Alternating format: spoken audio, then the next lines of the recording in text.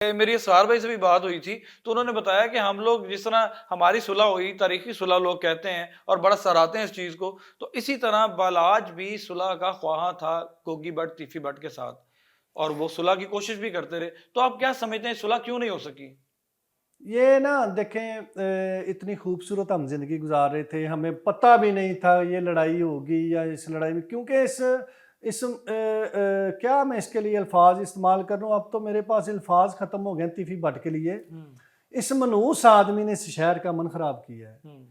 ये एक बिल्कुल मेंटली ये फारग बंदा है जिसके दिमाग में सिर्फ सुई की तरह ये बात अटक गई है कि मैंने शहर के ऊपर हुक्मरानी करनी है, मैंने लोगों को डराना है, कॉलें करनी है, घरों से निकलना बंद कर देना है। ये पुलिस ने इतना काम किया था इसके ऊपर, जब गोगी भट्ट को उठाया पुलिस ने और मस्जिदों में ऐलानात करवाए जी, जी। और इनका खौफ ख़त्म किया। देखें, पुलिस भी समझती है इस बात को कि इनका अंडरवर्ल्ड की वजह से एक खौफ है।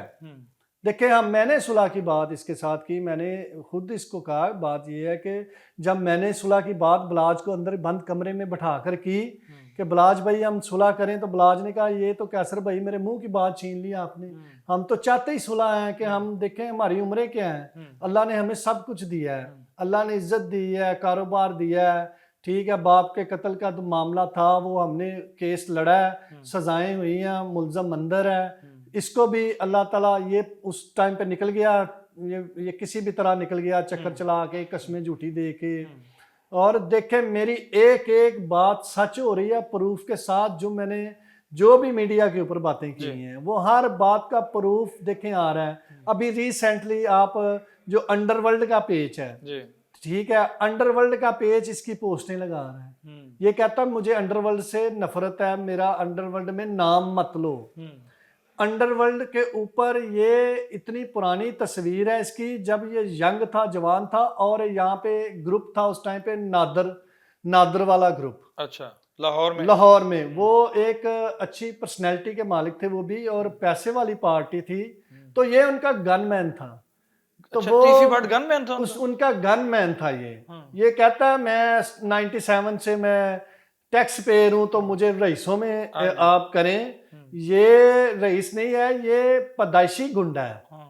और वो, अब मैं आपको वो भी आप अंडरवर्ल्ड पेज से भी देख सकते हैं, और मैं भी आपको भी वो प्रोवाइड करूंगा, वो आप सोशल मीडिया पे चलाएं, जितने व्यूवर देख रहे हैं, जो मैंने बातें की और जो इसने बातें की, इसमें कितना तजाद है, और इसके गुंडा होने की हर चीज आपको प्रूफ के साथ देंगे। टीपू पुहान से भी हमने सुना था कि तीफी भट्ट के ऊपर एतबार नहीं करना, जब भी हम सुलह की बात इसके साथ करते हैं ये हमारे ऊपर अटैक करवा देता है, ठीक है। तो वही चीज ने डराया हुआ था, इतने जो 10 12 14 साल गुजर गया, नहीं तो सोच सकते ये सुलह पहले ही हो जाती ना। कैसे भाई, एक बाकायदा इंटरव्यू इन्होंने दिया 8 से 10 मिनट का तीफी भट्ट साहब ने, उनकी तमाम बातें सबने सुनी, आपने भी सुनी, हमने भी सुनी।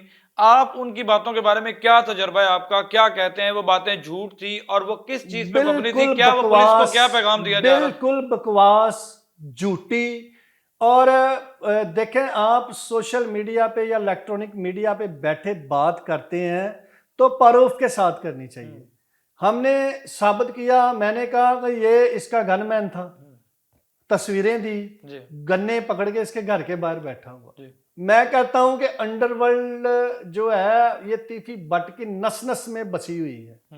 ये अंडरवर्ल्ड का जब तक इसको डॉन नहीं लोग कहते ना, तो इसको तस्कीन नहीं मिलती। बिल्कुल। अच्छा, कैसे भाई मुझे एक चीज और बताइएगा कि इसमें तीफी भट्ट ने अपने इंटरव्यू के दौरान एक जिक्र किया कि बालाज की वालिदा, जिनका उन्होंने नाम से मुखातिब करके कहा कि उन्होंने भी इनके कजन्स को मर्डर कराया, उस कहानी में कितनी सदाकत है, वो क्या बात है, वो जरा बता दीजिएगा। देखें, बलाज को फीडर पीता था कि बलाज खुद मर्डर नहीं करवा सकता, तो वालदा को आगे कर दिया। वो कहते जी बलाज को बाहर के मुल्क भेज दिया। देखें, ये सब झूठ पे मबनी है।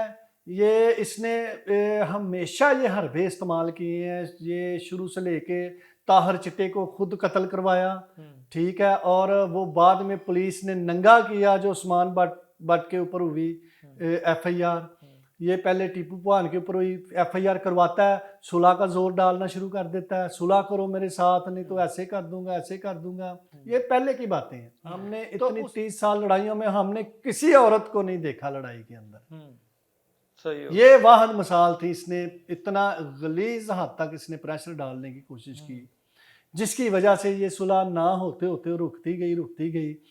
जब इन चीज़ों से बाहर निकला बलाज, उसने देखा कि अब ये प्रेशर हमारे ऊपर नहीं है, उसने कहा कैसर भाई अब हम सुलह करेंगे।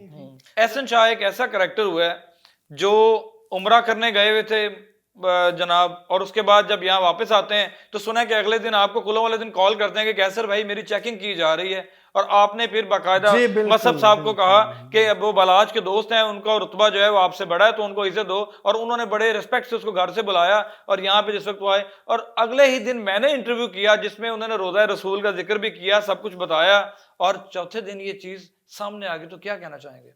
मैंने देखा था, मैं परेशान हो गया। देखें हमने तो बलाज के हिसाब से बात की कि बलाज दोस्तों को इतनी अहमियत देता था कि अपने भाइयों को सामने बैठने नहीं देता था। तो जब मौसम भाई ने थोड़ा सा कहा बलाज भाई को, वो भी सख्त हो जाते थे बलाज भाई के साथ, मौसम भाई भी, उन्होंने कहा ये देखें ये अच्छी बात नहीं है, ये आम खानदानी लोग हैं, इसके इधर लोग लेके आते हैं कि ये इसने हमें थ्रेड किया है, इसने अड्डे पे हमें बुलाया, ये पैसे मांगता है, तो ये हमारी इज्जत के ऊपर हरफ आता है, तो बलाज भाई आप इसको मना करें।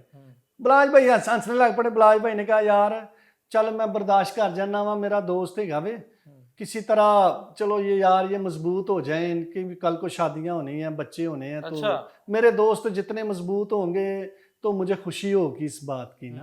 तो इस माइंड का मैंने जब ये बात सुनी, मैंने कहा ये तो उसकी रूह को धचका लगेगा कि मेरे बाद मेरे दोस्तों का क्या हाल हो रहा है, मेरे भाई क्या बदल गए हैं या मेरे भाइयों को एहतराम देना नहीं आता।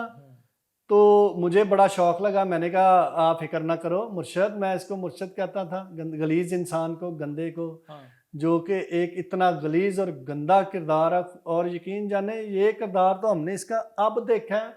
मैं तो वैसे भी ज़्यादा इसके साथ या आउट ऑफ कंट्री जब कहीं बलाज भाई होते थे। अच्छा, जब आउट ऑफ कंट्री जाता था तो सारा खर्चा बलाज साहब ही करते थे? जी बलाज करता था, ये इसने कहाँ से करना था। देखें उसकी हालत तो देखें, ये अभी रिसेंटली जब ये अपना कमरा वगैरह घर वगैरह ये सही कर रहा था ना, तो उस टाइम पे बलाज भाई को शक पड़ा है, उसने कहा मुझे लगता है कोई दिहाड़ी लगाई है इसने ना, इसका कोई काम कहीं फिट हुआ है, तो इसने कहीं से पैसे उठाए हैं, ये पैसे लगा रहा है, आगे शादी भी आ रही है ना।